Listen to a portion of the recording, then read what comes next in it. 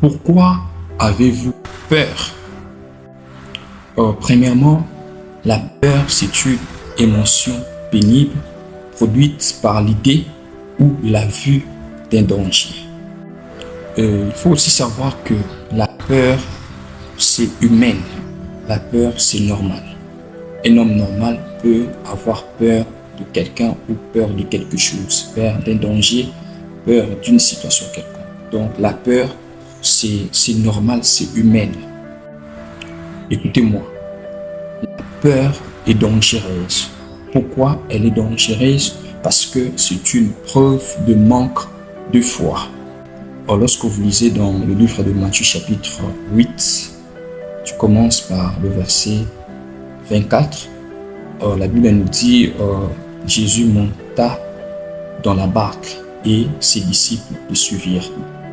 Du coup, il s'éleva sur la mer une si grande tempête que la barque était ouverte par les flots et lui, il dormait. On peut se poser des questions. Pourquoi le disciple était en danger, mais lui dormait?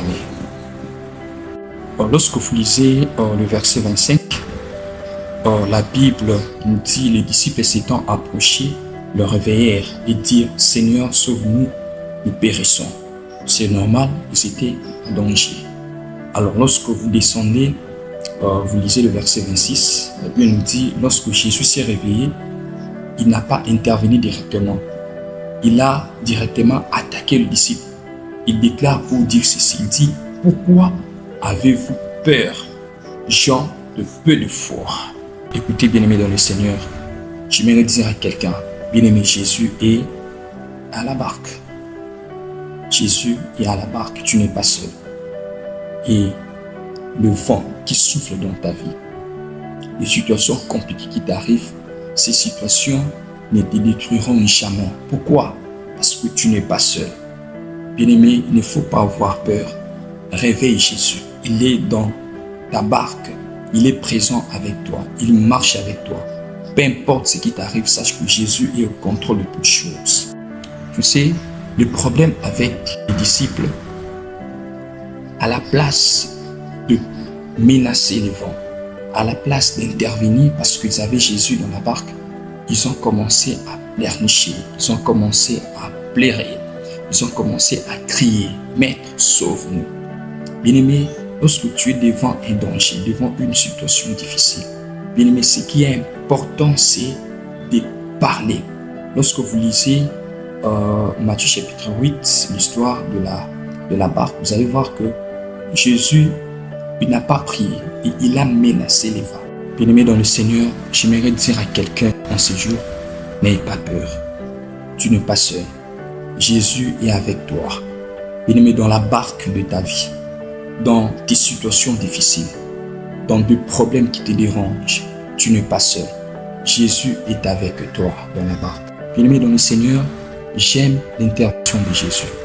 La Bible nous dit dans le verset 26, alors il s'éleva, menaça le vent et la mer et il y eut un grand calme.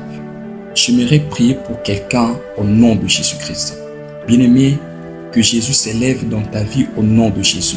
Qu'il menace les vents, qu'il menace la mer qui souffle dans ta vie. Et je déclare au nom de Jésus qu'il y aura un grand calme dans ta vie. Tout ce qui t'a dérangé, tout ce qui t'a offensé, tout ce qui a créé, toutes ces choses qui ont créé des problèmes dans ta vie, lorsque Jésus s'élève, il y a toujours un grand calme. Que le calme entre dans ta vie au nom de Jésus-Christ. Que le calme entre dans ton foyer au nom de Jésus. Que le calme entre dans tes études au nom de Jésus. Que le calme entre dans ta maison au nom de Jésus. Bien-aimé dans le Seigneur, j'aimerais dire à quelqu'un, bien-aimé, les tempêtes et les vents qui soufflent dans ta vie ne te tuera pas. Ne sois pas comme les disciples. Ils ont crié dans le verset 25. Il dit, Maître, sauve-nous, nous périssons. Bien-aimé, cette situation ne te tuera pas. Ces vents ne te tuera pas. J'aimerais dire à quelqu'un, tu n'es pas seul. Jésus va intervenir pour ton cas. Jésus va intervenir pour ton célibat. Jésus va intervenir pour ton chômage. Jésus va intervenir pour tous tes problèmes.